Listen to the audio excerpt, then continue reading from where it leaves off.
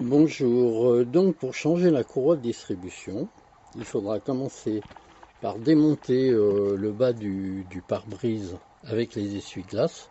Donc c'est pas compliqué, hein, il y a des petites vis ici, les essuie-glaces, les grosses vis ici, encore une petite vis, voilà, ça sort, c'est tout. Après, bon, faut enlever ça, hein, la manivelle, le porte-manivelle qui est ici. Et ensuite, on défait, il y a juste un petit boulon au-dessus, on défait le vase d'expansion qu'on va pouvoir écarter et mettre sur le côté. Il faudra desserrer également cette petite boîte noire, il y a deux vis juste au-dessus. Ça permettra de défaire le support moteur, le dernier boulon du support moteur. Après, très simple, on démonte la roue, on met la voiture sur cale avec des chandelles et pour la sécurité on démonte la roue, le pare-boue et après on supporte le moteur. Le tout est très simple, hein. Les deux tendeurs de courroie de distribution sont très faciles à ouvrir et à bloquer, à débloquer, à rebloquer.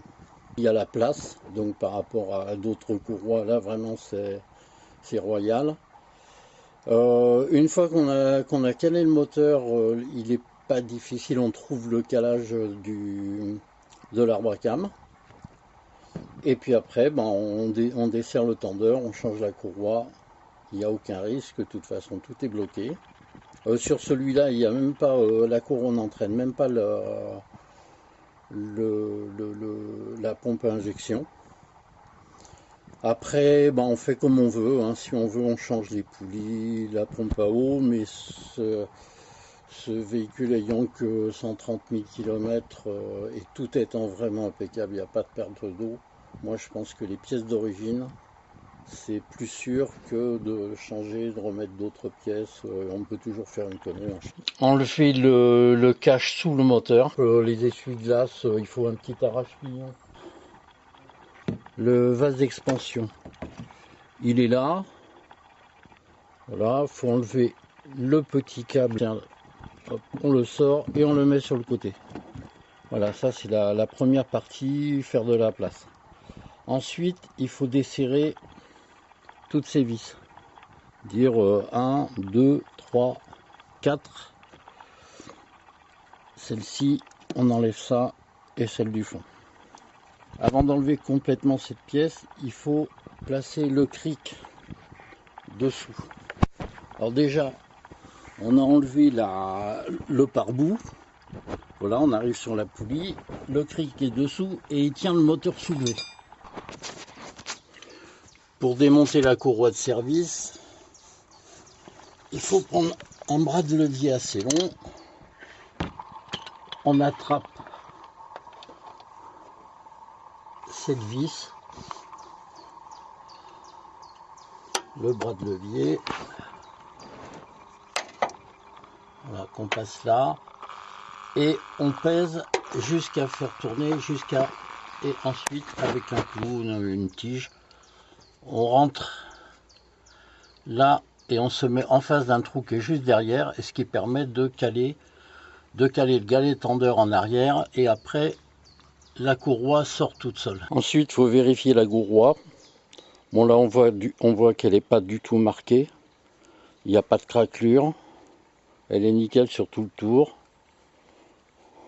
Voilà, il faut bien vérifier. Et donc là, il n'y a pas besoin de la changer. Il faut vérifier aussi que le galet tendeur ne soit pas abîmé. C'est-à-dire la surface doit être bien lisse. Il ne faut pas que ce soit marqué, il ne faut pas qu'il y ait de fissures. C'est-à-dire un forêt au bout d'un tuyau. On se glisse là. Et on va le mettre là-bas dans le truc, tout en haut. Voilà. Après, il y en a un qui tourne le vilebrequin. Ou une. Dans mon cas, c'était une. Et quand ça rentre, c'est bon. On est calé. On peut caler la poulie de distribution ici. Voilà. Donc ça rentre, une fois que c'est calé en bas, ça rentre en haut. Bon, là tout a été démonté. Le galet tendeur, il est ici. Voilà, au bout du forêt. C'est simple, il faut prendre une clé Allen que l'on met là. Bon, on desserre ça, donc ça détend la courroie. Le mieux aussi, c'est de se prendre des points de repère, de faire des marques avec un feutre ou un stylo c'est plus facile après pour caler. C'est plus sûr aussi, c'est une sécurité de plus. Et donc, on détend le tendeur avec une clé Allen et on le retend ici. Voilà. Ça doit être une clé Allen de 6, je sais plus, il faut que je vérifie. Voilà. Bon, ça c'est ça. Une fois que le galet est détendu, on remet la courroie, on enlève la courroie de distribution et on la remet. On commence par la poulie de vilebrequin en bas. On monte, on fait le tour de la distribution. On fait le tour de la pompe à eau. Et ensuite, le tendeur, on tend le tendeur comme ça. Et en fait, c'est comme une flèche, on voit. Avec la clé, ça se tend très facilement. Et puis on resserre. Après, on peut vérifier la courroie qui doit pas dépasser les 45 degrés. Voilà, après avoir remonté les caches, il faut remettre la poulie damper. Toujours, donc on remet la cale, la pige sur le moteur. Donc on peut mettre de l'octite pour freiner la vis. Pas de la colle, hein, juste pour freiner. La courroie de service, faut passer le doigt, vérifier que la surface est bien plane et non pas creusée. Là c'est impeccable, c'est plat, on va pas le changer non plus. Voilà, c'est fini, on a remonté, on a tout remonté, on a tout refait à l'envers. Hein, remonter la bête pare-brise, remettre le vase d'expansion. Vous aurez remarqué, j'ai changé que la courroie parce que le véhicule n'a pas beaucoup de kilomètres, tout est en parfait état. Même la courroie, j'aurais pu, bon, il a 12 ans, il a 135 000 km. J'aurais pu laisser comme ça. Même, je suis sûr qu'il aurait fait encore pas mal de kilomètres et pas mal d'années, 4-5 ans, sans casser. Les courroies de distribution, c'est plutôt solide. Et quand ça casse, c'est souvent parce que les moteurs ont été maltraités ou trop poussés. Ou... il y a plein de choses. Si vous roulez doucement, vous aurez une durée de vie de tous les éléments du véhicule qui sera beaucoup plus longue. Bon, moi j'étais un gros fan de vitesse et quand je roulais vite, je cassais les roulements de roue lâchaient, toutes les attaches de suspension, je passais très vite en virage. Qu'est-ce qu'il y avait d'autre? Donc les roulements, les directions, les pneus qui s'usent, les plaquettes de frein, tout s'use. La courroie de distribution c'est pareil. En gros, une courroie de distribution ce serait plutôt inusable.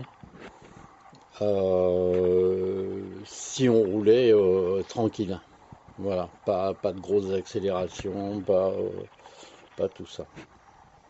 Donc là, tout était vraiment nickel, nickel. Bon, je l'ai changé par sécurité parce que j'ai suivi les données constructeurs en fait.